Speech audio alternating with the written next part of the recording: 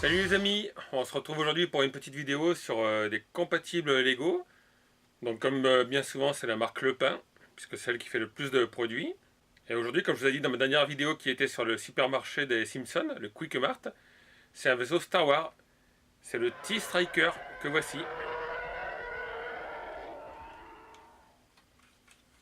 Donc c'est un vaisseau qui est tiré du film Rogue One, celui qui était sorti au cinéma l'an dernier et qui devrait pas tarder à sortir en DVD et en Blu-ray. Je crois qu'il sort en avril de cette année, donc en avril 2017. Donc comme vous voyez là, on peut articuler les ailes. On peut les mettre en deux positions. C'est fait par derrière un petit système que je vous montrerai de plus près. Petit système de levier. Bon, honnêtement, je vois pas trop l'intérêt parce que ça va aussi vite de faire comme ça. Mais ça a été mis en place, alors autant s'en servir. Et avec ce vaisseau, il y a 4 petites figurines que nous allons voir aussi de plus près, vous verrez. Et il y a bien sûr l'habituel mode d'emploi. Donc avec toujours le logo là-haut de nos amis chinois. En bas, le petit R qui commence à être de plus en plus présent sur les produits de chez Lepin. Donc le logo se situe là, et sur certaines boîtes il se situe en haut. Est-ce que ça va être le futur logo de leur marque? J'en sais rien. Bon, le mode d'emploi est assez classique. Alors par contre, à propos des modes d'emploi, justement, je me suis aperçu d'un petit truc amusant. C'est qu'ici, vous voyez, il y a les deux parties du vaisseau et la partie avec le personnage. Donc ça, c'est la page 17 sur le manuel Lepin.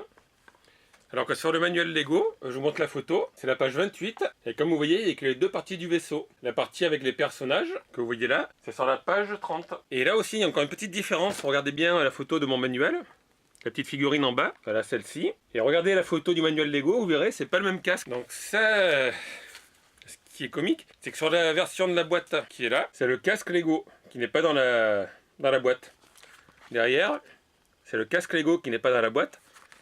Par contre, dans la notice, c'est bien le casque du petit personnage de chez Lepin. Donc ils repiquent tout, et ils ont quand même modifié le casque dans la notice, mais pas sur les photos d'illustration. Ils ne sont pas compliqués la vie à faire leur propre photo d'illustration. Mais ça, les figurines, on verra d'un petit peu plus près. En fait, il y en a deux qui n'ont pas les mêmes casques que sur les photos.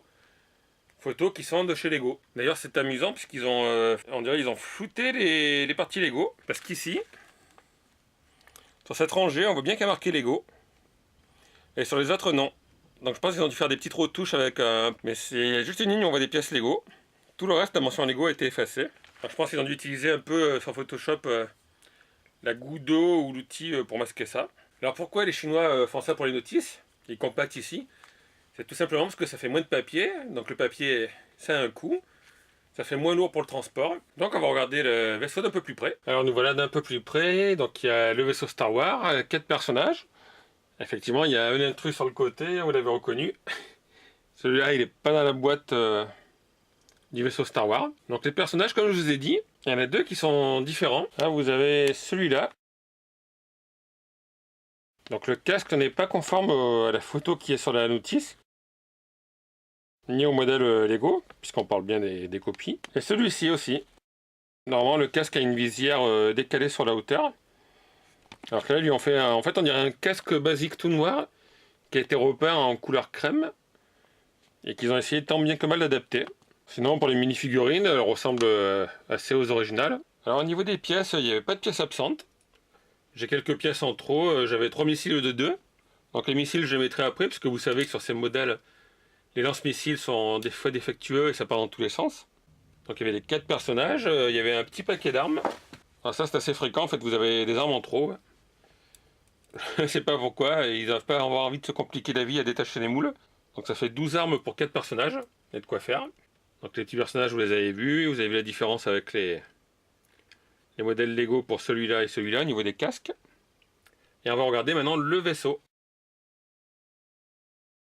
Alors au niveau des défauts, il y a des défauts réguliers chez Lepin et tous les autres concurrents de Lego. C'est cette petite pièce là. Voilà, la pièce en plastique. Donc en général, il y a un petit espace avec la fermeture. Et en fait, quand vous l'ouvrez plusieurs fois, eh ben, ça se déclipse. Là, je ne sais pas si vous allez bien le voir. Je vais monter l'aile. Vous voyez, quand vous la fermez, en fait, la pièce sort un petit peu. Voilà. Hop, chaque fois il faut le remboîter. Donc ça c'est un défaut régulier. Étrangement ça le fait que sur la pièce vitrée de devant. Celle-ci n'ont pas le problème. Les deux pièces s'articulent bien. Donc là vous avez le petit compartiment où vous pouvez ranger la télécommande et une arme. En fait vous les emboîtez dans ces deux pièces rouges. Et vous fermez. Là aussi vous avez une petite pièce en plastique que vous pouvez prendre et mettre sur un personnage. Et ici c'est le poste de pilotage. Donc on va l'ouvrir sans tout déboîter.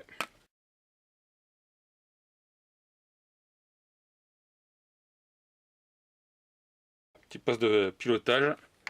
Donc comme d'habitude dans le poste de pilotage en fait, on met le personnage et il faut coincer son entrejambe avec une petite pièce en forme de T qui est à l'intérieur.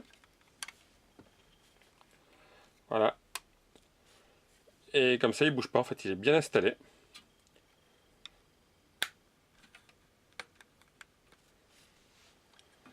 Alors au niveau des missiles, sur celui-là les lance-missiles ça rentre bien. Parce que j'avais montré des fois en fait les missiles dépassent un petit peu. Donc là il n'y a pas de souci. Par contre j'ai un lance-missile qui envoie le missile très loin, ça part au bout de la pièce. Et un lance-missile où le missile reste bloqué. Alors on va éviter de toucher au lance-missile pour pas qu'il me pète dans la tête. Donc le dessous du vaisseau est assez sobre en lui-même. Puis le vaisseau c'est surtout trois parties. Vous avez le grand corps central à construire. Et après vous construisez les deux ailes. Les missiles, je vais les enlever parce que comme vous voyez dès qu'on touche ils s'en vont. Et là c'est un petit système avec des pièces de Lego Technic. Vous reconnaissez les petites pièces bleues. Donc le montage est assez rapide à faire. C'est un vaisseau qui coûte dans les 20-25 €. Moi j'avais acheté 25 € pour refaire. Donc moi j'aime bien, c'est un T-Striker. Il est tiré de l'univers de Rogue One. Le Star Wars qui était sorti l'an dernier. Qui se situe entre l'épisode 3 et l'épisode 4. J'ai pas eu de difficulté d'assemblage. La notice, comme je l'ai montré en fait, il n'y a pas trop de problème de couleur pour une fois. Il faut dire que là il n'y a pas tellement de variations, puisque les pièces sont grises, noires, il y a un peu de gris foncé, et il y a quelques pièces bleues à certains endroits. Le système d'aile est bien fait, parce que donc vous pouvez le mettre en position comme ça quand il vole, et quand vous le posez au sol, vous pouvez replier les ailes. Voilà, c'est un petit système de tirette là, qui est bien pratique. Sauf qu'on a de grands doigts.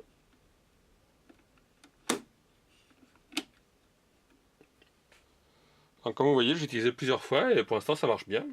En tout cas voilà, j'espère que la petite vidéo vous a plu. N'hésitez pas à poser un commentaire si vous voulez. Vous pouvez liker la vidéo, un petit pouce bleu ça fait toujours plaisir. N'hésitez pas à vous abonner à la chaîne non plus. Prochainement je vais tester d'autres véhicules Star Wars. Toujours pareil, en compatible Lego, ce sera encore des modèles de chez Lepin. J'avais 2 modèles à assembler. Et puis je vous dis à très bientôt sur ma chaîne. Ciao tout le monde!